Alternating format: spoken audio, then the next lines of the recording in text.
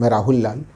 आज हम लोग चर्चा करेंगे एक बेहद ही गंभीर और संवेदनशील मामले को लेकर।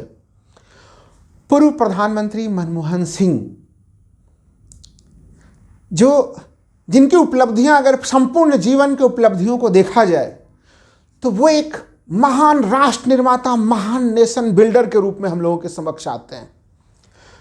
पूर्व प्रधानमंत्री मनमोहन सिंह केवल 2 टर्म देश के प्रधानमंत्री नहीं थे मित्रों। अगर उनकी पूरी भूमिका को देखें तो वो कभी सरकार के मुख्य आर्थिक सलाहकार रहे, वो रिजर्व बैंक ऑफ इंडिया के गवर्नर भी रहे, और इन सब के अतिरिक्त 1991 में जब हमारे देश का विदेशी मुद्रा भंडार लगभग खाली पड़ा हुआ था, देश के सोना जो है विदेशी बैंकों में गिरवी रखे हुए थे, उस समय उन्होंने वित्त मंत्रालय का पद संभाला मित्रों। और केवल पद नहीं संभाला बल्कि देश के अर्थव्यवस्था को नई गति और दिशा प्रदान की। क्योंकि जब 1991 में नरसिम्हा राव प्रधानमंत्री बने थे तो उन्होंने मनमोहन सिंह को प्रस्ताव दिया कि आप वित्त मंत्री बनिए, लेकिन देश की अर्थव्यवस्था बहुत खराब है। साथ ही साथ शर्त यह भी रखा गया कि अगर आप विफल होते हैं तो यह विफलता आपकी होगी मनमोहन सिंह जी, और अगर आप सफल होते हैं तो यह सफलता सामूहिक होगी। इस स्थिति में शायद ही कोई व्यक्ति ऐसी चुनौतियों को स्वीकार करता। लेकिन सबसे महत्वपूर्ण चीज़ यह है कि ये तो उनके आर्थिक सुधार के पक्षों को लेके है, जिसके बारे में हम लोग चर्चा करेंगे। जब वो प्रधानमंत्री बने 2004 से 14 के दरमियान में, तो एक एक गरीब व्यक्ति तक अर्थव्यवस्था के विकास के लाभ को कैसे पहुंचाया जाए, उसको भी उन्होंने जो है कि उसकी गारंटी प्रदान की। और वो गारंटी मनरेगा के कार्यक्रम से दिखती है, वो गारंटी पारदर्शिता संबंधित चीज़ों में दिखती है कि सरकार के हर चीज़ के बारे में राइट टू इन्फॉर्मेशन के माध्यम से हम लोग जानकारी ले सकते हैं। वो अधिकार मनमोहन सिंह जी ने प्रदान किया। 2010 में राइट टू एजुकेशन को जोड़ा गया। ये तमाम उपलब्धियां, खाद्य सुरक्षा से संबंधित चीज़, वो एक काफ़ी लंबी सूची है मित्र। लेकिन सबसे महत्वपूर्ण चीज़ क्या है, जब पूर्व प्रधानमंत्री मनमोहन सिंह जी इस दुनिया में नहीं है, वैसे स्थिति में वर्तमान सरकार का रवैया उनके प्रति कैसा है। यह वर्तमान सरकार पूर्व प्रधानमंत्री मनमोहन सिंह जी को 2 गज का जमीन मुहैया नहीं करा पा रही है। अत्यंत दुखद स्थिति यह है कि प्रधानमंत्री मनमोहन सिंह जी का अंतिम संस्कार दिल्ली के निगम बोध घाट में संपन्न हो रहा है। यह क्यों दुखद स्थिति है, क्या पूरा का पूरा मामला है। देखिए, जब प्रधानमंत्री मनमोहन सिंह की निधन होती है और उसके बाद जो सरकार की तरफ से डेवलपमेंट होते हैं, और कांग्रेस पार्टी को कई तरह की चीज़ें समझ में आती है कि सरकार पूर्व प्रधानमंत्री मनमोहन सिंह जी के दिल्ली में स्मारक बनाने के लिए गंभीर नहीं दिख रही है। इसके लिए मल्लिकार्जुन खड़गे, राहुल गांधी, तमाम इन लोगों ने अमित शाह से पहले भी बातचीत की। हालांकि कल केंद्रीय मंत्रिमंडल की इसको लेके बैठक होती है। उधर कांग्रेस वर्किंग कमेटी की बैठक होती है, जहां पे कांग्रेस को पहले से ही शक शुबह की स्थिति थी कि शायद इनके स्मारक को नहीं बनाया जाएगा। आप लोग, बहुत सारे दर्शक ये सोच रहे होंगे कि स्मारक बने या ना बने, मनमोहन सिंह जी तो हम लोगों के दिल में रहते हैं। सहमत हूं उन लोगों की बातों से। लेकिन मित्रों, मनमोहन सिंह जी की जो उपलब्धियां हैं वो युग प्रवर्तक उपलब्धियां हैं। राष्ट्र निर्माण के संदर्भ में आज अगर देश की अर्थव्यवस्था 5वें नंबर पे है, तो हम लोगों को भूलना नहीं चाहिए कि 2008 के वैश्विक मंदी से अमेरिका के तमाम बड़े बड़े बैंक टूट रहे थे, नष्ट हो रहे थे, और पूरे दुनिया की अर्थव्यवस्था तबाह हो रही थी। उस स्थिति में भी भारतीय अर्थव्यवस्था को मनमोहन सिंह जी ने बड़ी शानदार ढंग से सहेज लिया। और ये एक मील का पत्थर है कि आज हम लोगों की अर्थव्यवस्था दुनिया के 5वें अर्थव्यवस्था में शामिल है। उसके ऊपर कभी और विस्तार से चर्चा करूंगा मित्रों। केवल 2008 के आर्थिक मंदी के मामला नहीं है मित्रों। अगर उसके बाद देखें तो ग्रीस संकट की स्थिति उत्पन्न होती है और फिर पूरे दुनिया में हलचल की स्थिति बन जाती है। उन तमाम दुनिया के वैश्विक उतार चढ़ावों से भारतीय अर्थव्यवस्था को सुरक्षित रखना, और न केवल सुरक्षित रखना बल्कि एक रॉकेट की तरह उसे गति प्रदान करना, ये प्रधानमंत्री मनमोहन सिंह जी की 2004 से 14 के दरमियान में सबसे बड़ी उपलब्धि रही थी। यही कारण है कि जब उनके निधन होते हैं तो दुनिया भर के जो तमाम वैश्विक मीडिया है, अगर वहाँ पे भी उनके कवरेज को देखा जाए, दुनिया के जो बड़े बड़े अखबार हैं उनके भीतर जो संपादकीय हैं, उसमें कहीं न कहीं अगर हम लोग उसको गहन रूप से उसको देखें, या दुनिया भर के जो वर्ल्ड लीडर हैं उन्होंने जो पूर्व प्रधानमंत्री मनमोहन सिंह जी को श्रद्धांजलि दी है, उसका मुख्य भावार्थ यह है कि वो सभी लोग कहीं न कहीं इकोनॉमिकली अर्थव्यवस्था के रूप में मनमोहन सिंह जी को वैश्विक गुरु के रूप में मानते हैं। हम लोग जब बात होती है विश्वगुरु बनने की बात होती है तो वो विश्वगुरु के पॉइंट्स मनमोहन सिंह जी में नजर आते हैं। वैसे मनमोहन सिंह जी के उपलब्धियों के बारे में अगली पीढ़ी को जानकारी कैसे हो, अगली पीढ़ी तक उनके मूल्यों को कैसे पहुंचाया जाए, इसको पहुंचाने का सबसे महत्वपूर्ण जरिया वो स्मारक होता है।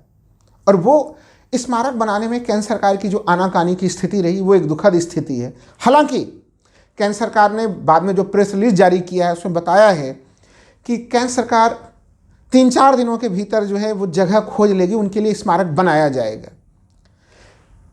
लेकिन क्या परंपरा होती है, स्मारक का महत्व कब होता है मित्रों, कि स्मारक के लिए पहले से ही जमीन का चयन होता और जो चयनित जमीन होती वहाँ पर उनका अंतिम संस्कार होता, या दूसरे शब्दों में कहें जहाँ अंतिम संस्कार ही किसी ऐसे जमीन पर होनी चाहिए थी जहाँ उनके लिए ऐतिहासिक एक तरह से स्मारक बनाया जा सके।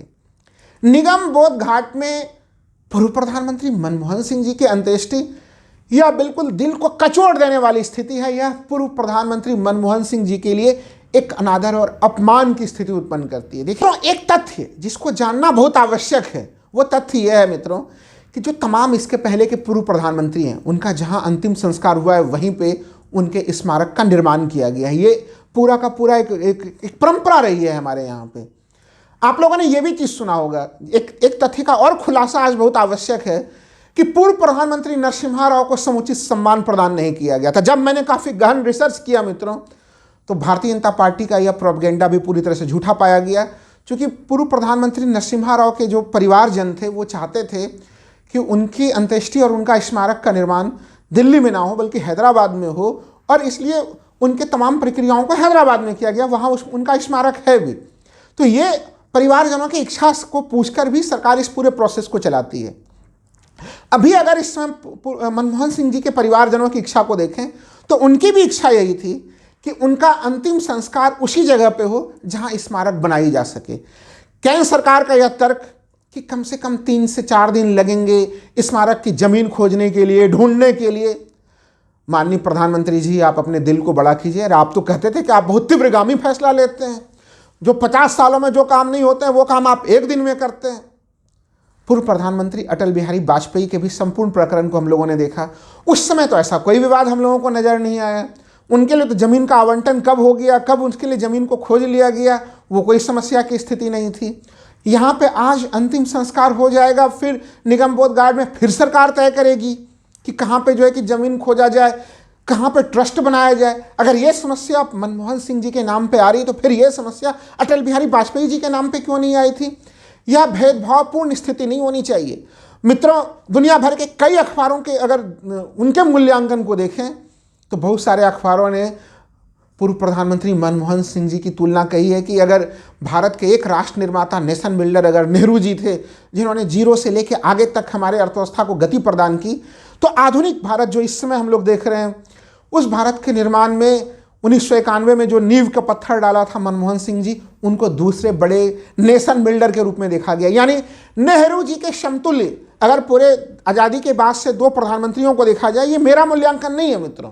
मैं तो मानता हूं कि देश के तमाम प्रधानमंत्री जी के जो और भी हैं उनकी बड़ी उल्लेखनीय योगदान है, लेकिन उनमें से मनमोहन सिंह जी का योगदान ऐसा है कि आज दुनिया की तमाम यूनिवर्सिटीज़ में उन्हें श्रद्धांजलि दी जा रही है। तमाम दुनिया के बड़े बड़े विश्वविद्यालयों में, यूनिवर्सिटीज़ में उनको पढ़ाने के लिए कि एक तरह से कैसे इकोनॉमिक्स होना चाहिए, ग्लोबल क्राइसिस आजकल आते हैं, हम लोग ग्लोबलाइजेशन के ज़माने में रहते हैं, उसमें हमारे अर्थव्यवस्था को कैसे उससे सुरक्षित रख के भी गति प्रदान किया जाए और अर्थव्यवस्था के गतिशीलता का लाभ समाज के सबसे वंचित तबके को कैसे प्रदान किया जाए। यह मॉडल, मनमोहन सिंह जी का यह मॉडल पूरी दुनिया में लोकप्रिय है। क्या प्रधानमंत्री मोदी या भारतीय जनता पार्टी को इसी प्रकरण से ईर्ष्या हो गई है कि वो उन्होंने इस बेहद ही संवेदनशील मामले के ऊपर उन्होंने स्मारक विवाद खड़ा कर दिया।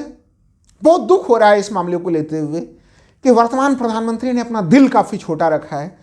प्रधानमंत्री जी, आपको अपना दिल काफ़ी बड़ा रखना चाहिए, बड़े दिल के प्रधानमंत्री आप बनिए। आपको तो देशवासियों ने तीसरे टर्म के लिए आप प्रधानमंत्री चुने गए हैं। ऐसे स्थिति में इस प्रकार की अप्रिय स्थिति एक पूर्व प्रधानमंत्री के निधन के बाद, ये बड़ी दुखद स्थिति। और मित्रों, पूरे दुनिया की नज़रें हैं इस समय भारत के ऊपर कि हम अपने नायकों को किस प्रकार का सम्मान देते हैं, भारत में नायकों को किस रूप में देखा जाता है।